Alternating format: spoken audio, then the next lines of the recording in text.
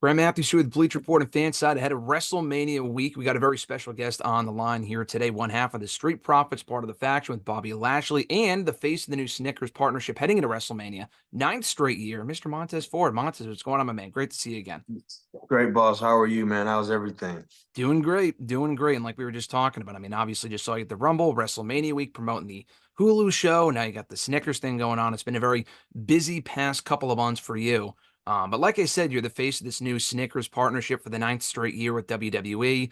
They got it going on. You were involved in the commercial last week with OTM. Just talking about your thoughts on that. And that's a pretty big spot for you, something you're unfamiliar with, but just the thoughts on the partnership itself and your involvement in it.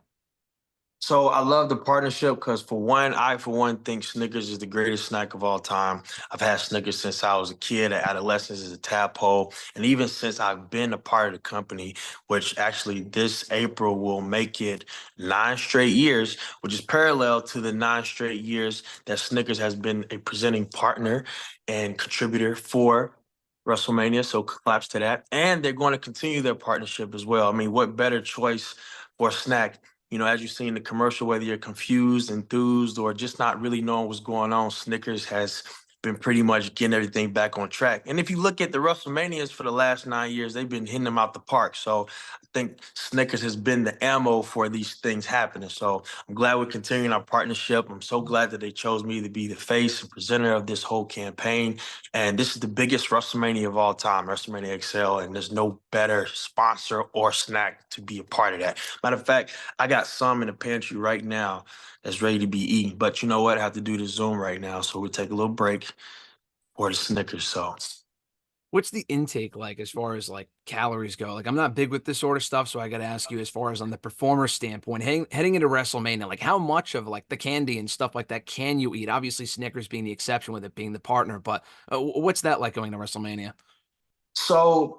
Mania prep's always different from any other prep. Like you're pretty much looking at your intake when it comes to protein, calories, and also carbs as well. Carbs has actually been absent for the last few weeks, but the week leading to, for your Mania prep, you always kind of like up on the carbs and try to make sure you're a little bit more fuller going into Mania, and also, make sure you have some energy going into Mania season. And this prep is every year. So whether you're happening a match or have a match happening at WrestleMania, or you are having a guaranteed match at WrestleMania, prep always is around the same. Usually start like right around, if not at Rumble, like maybe a little bit after Rumble. That way you have time to kind of see where you're at. And if you need to make an adjustments, you're pretty much primed and ready to go by Mhm. WrestleMania. But the snacks are at a minimum, except if it's Snickers. Um, but more it's more just like prepping, just fine tuning, man, and just scoping out that sculpture. And like I'm at the age now where like I kind of have to watch everything. The metabolism isn't as high as it used to be. I Mhm. used to have like 20 Snickers a day. Now I can probably maybe have 20 in the whole year. But but no, it's just now with the Mania prep, everything's just so intense and so dialed and tuned in, and like literally all of our meals are already weighed and measured right now. And when it's time, obviously when WrestleMania starts, then when it's time before you go out there and have your match, the energy burst comes from essentially one thing: Snickers. That's your sugar rush. Exactly. I mean, we'll talk about that. You talk about the Mania prep and getting ready, whether you have a guaranteed match or not. I mean, I think from a fan standpoint, it seems likely to a lot of people. You guys might be challenging the Final Testament. You got a bone to pick there. We saw on SmackDown this past week, unable to qualify for Mania due to AOP and carrying Cross. Those guys have been a thorn in your side for months now, but it's still a couple days away. Anything's possible. But as we head into WrestleMania, talk about as far as like the Mania prep and where you are mentally on the road to WrestleMania compared to last year. We saw it on the show, Loving WWE. The show covered all of that, which was great, by the way. But just talk about as far as where you are at mentally going to Mania this year. Mentally, I'm going to be honest, man, a little upset, man. It's WrestleMania 40. It's the biggest WrestleMania of all time, WrestleMania XL, and we lost our final opportunity to be a part of this last Friday on SmackDown due to the Final Testament. We've been dealing with the Final Testament for a very, very long time. AOP just recently came right back on the scene, and the first people that they want to jump heads with is the Street Profits. Street Profits minding their business, newly, freshly aligned with B-Fab and the almighty Bobby Lashley, just minding our own business. And here comes the Final Testament to try to make a statement. And unfortunately, the things they have been doing has cost us to be a part of the show of shows. So yes, this week leading up to WrestleMania, you got to think like mentally, not physically even all the way there, because it's like I'm preparing for something that I was trying to prepare for, but it's not happening.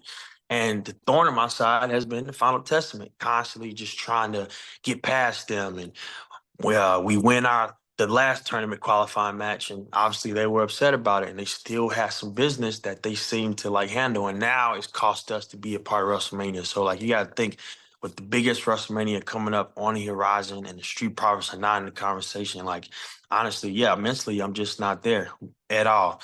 But I feel like it's something has to happen.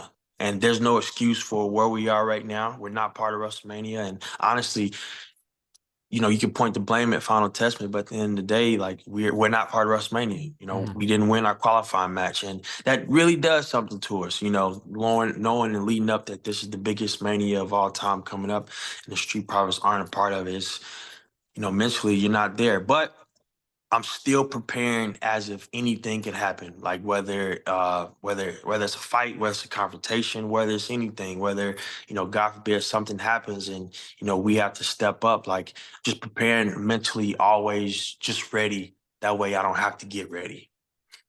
That's the mindset you got to have. And like I said, I feel like that was the mindset that you also had in the reality show as well, Loving WWE. Like I said, covered pretty extensively there. Cheap plug for that. You guys did a great job with the show. And now we're kind of on the same path heading into WrestleMania this year.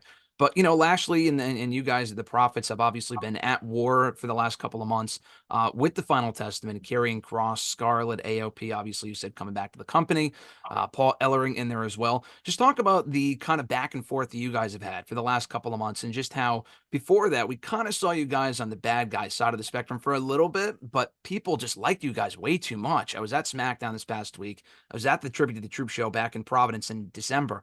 People just love you guys. It's hard to boo both you and Bobby Lashley. So just talk about how that was kind of short-lived, and we're right back to where we were previously, which is not a bad thing with you and Bobby Lashley. I guess it's all like those Snickers are making us happy and the sugar-filled bodies. But yeah, we definitely tried to get the fans to like, feel a certain way about us. But, I think they had other plans as they always do, and we necessarily didn't give them a reason to make them angry with us. And I think that's why they decided like, nah, we're not having it. We're not buying you guys being quote unquote bad guys. Uh, so it's been like one of those transitions where it's very appreciative, that you have like a WWE universe that's fully supportive of every single thing you do, whether you're trying to be something that you're not, or you're trying to be something good, or you're trying to be something different. Like they're just always supportive.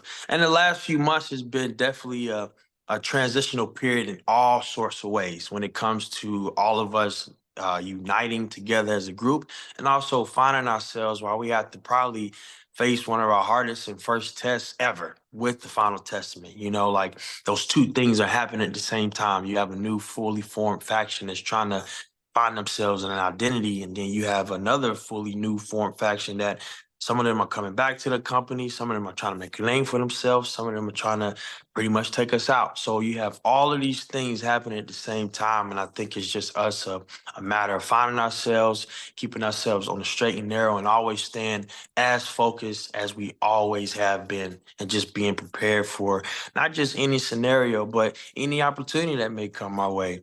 And like I said, unfortunately, this past Friday, we fell short once again. But like I said, we're still here. You know, like we may not have an opportunity for the tag team championships, but we got an opportunity to fight. Every single match you guys are making an opportunity out of. That match on Friday, even though you guys came up short, was a very impressive showing by all involved, but specifically you, Montez. I brought my sister with me who had never been to a wrestling show before. You specifically had stood out with your offense, and we're hoping to see more of that obviously going forward. Hopefully at Mania itself, we'll see what happens with this program. But as part of this transitional period you talk about, you guys went from having new music to going back to your old music, something that we don't typically see all too often. How is that transition for you, and does it feel like a normal thing to kind of have your old music back? Because first of all, it's so iconic, and second of all, it's what you've been used to for so many years now. It's always, like I said, transitional period is just constantly just trying to, like I said, we're in the position of trying to figure out who we are as identity as a group because people know who the Street Profits are. Yeah. But you got to think like we have two more other elements that are added to us now. So now it's just the fine tuning of, not completely straying away from what the fans know us from. They know us from the Street Profits. They know everything we've done to this part. And to make that sudden change, sometimes like some people may not necessarily want it, or it may not be something that they want right now, or something that they just still love. They still riding on to, the last momentum wave of how we've introduced ourselves. And sometimes it's very hard to take away from the WWE universe when they love something so much. So, like I said, fine tuning us as a faction and also handling business going forward because we don't have an opportunity for the Undisputed Tag Team Championships. We don't. The opportunity's gone. Mhm. So it's like at this point, we have nothing to lose. The only thing we have to gain is really like the respect just within ourselves as a group and to actually make an example out of Final Testament. They were bitter that they're not going to WrestleMania, cost us our opportunity to go to WrestleMania. So we're kind of, in my opinion, we're in the same boat. We have nothing to lose. And at this point, when everything is continuously taken away from you, I don't care what type of individual or human being you are, that does something to you and it puts you in a different mood.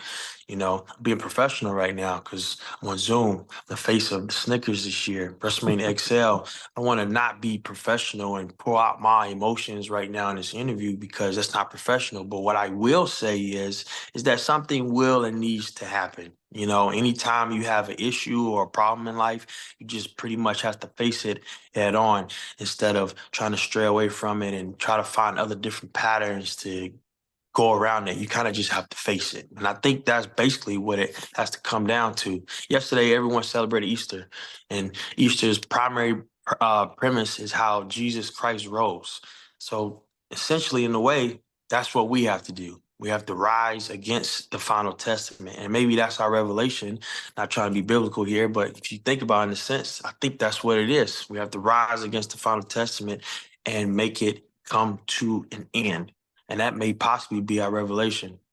It could be. I mean, thankfully in WWE, there's a 20 by 20 ring out there at all times so that you can settle scores out there. There will be one at WrestleMania, but we'll find out in the coming days. Maybe something can transpire there. But last question for you, Montez. Kind of talking about just that and circling back around to the Snickers partnership and all these opportunities you've gotten on your own with the show, now this, both with the Profits as well. You guys have done a lot of partnerships because you guys are just one of the most energetic tag teams in WWE and so on. It's got to give you more confidence for that eventual singles run that is inevitable at this point. At this point, I mean, I feel like you're ready to break out on your own and you're already doing some single stuff. Does it just kind of reinforce that confidence, or is it just more a matter of waiting for an opportunity? I think it's just reinforcing the confidence and Hmm. just being put in different situations in which they see and the world and the universe knows like the range that I have. Granted, I've been with the Street Profits. This has been my only stint since I've been with the company. And been with the Street Profits for so long, but just me getting different elements and opportunities to show not only can I do tag team elements, but I can do single and solo elements. I can do Snickers 9-year partnerships. I can do spokesperson things, media things. I can do pretty much everything. So it's just constantly reinforcing the confidence and showing the different range that I have and other elements and just letting them know like I'm ready for anything. And that's why I just had the mindset I have too, constantly staying ready, constantly Hmm. staying and reaching distance so that when the opportunity comes knocking at the door, now I'm not shying away from it or I'm not saying I'll be right there like pretty much before even the final strokes of the knot come in, I'm already opening the door going like, what do you need? I'm here. So it's just reinforcing that confidence. It's a blessing just to continuously getting those reps. It's the best thing ever. And this is something, like I said, I've been dreaming and wanting to do for a very, very long time. And now I'm glad I'm blessed. I'm get to doing both of them at the same time. Being a WWE superstar and eating Snickers. There's no better combination than that. So It's a beautiful partnership as we head into WrestleMania. The time is now for all this sort of stuff. And it's, like I said, perfect timing and an awesome opportunity for you. I think you're the perfect face for it. And it's been great chatting with you here today, Montez, per usual, not talking to you from Disney this time, but next time I'm sure it'll be in person. I look forward to it. But thanks for the time, Montez. I appreciate it. Happy belated Easter. Happy WrestleMania week. And I'm sure I'll catch you down the road.